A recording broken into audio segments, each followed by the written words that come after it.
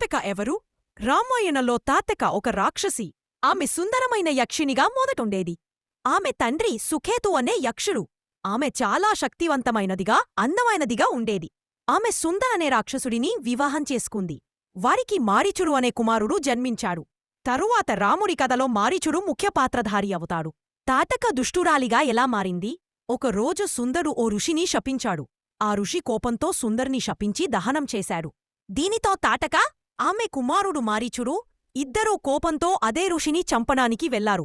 అయితే ఆ ఋషివారికి శాపనిచ్చి తాటకను రాక్షసిగా మారీచుని భీకర రాక్షసుడిగా మారుస్తాడు. అప్పటినుంచి తాటక తన శక్తితో ప్రజలకు హాని చేస్తూ ఋష్యమూ కళ్యాణానికి ప్రస్తుత గంగాగోదావరి ప్రాంతం సమీపంలో అడవిని నాశనం చేస్తూ జీవిస్తున్నది. విశ్వామిత్రుని యజ్ఞం, రాముడి ప్రవేశం, విశ్వామిత్ర మహర్షి యజ్ఞం చేసే సమయంలో తాటక అడవిని నాశనం చేస్తూ యజ్ఞంలో అడ్డంకులు సృష్టిస్తుంది. అందుకే రాజు దశరథుడు తన కుమారులైన రాముడిని, లక్ష్మణుడిని విశ్వామిత్రునితో పంపించాడు. రామతాటక యుద్ధం. విశ్వామిత్రుడు రాముడికి ఆజ్ఞ ఇచ్చి తాటకను సంహరి.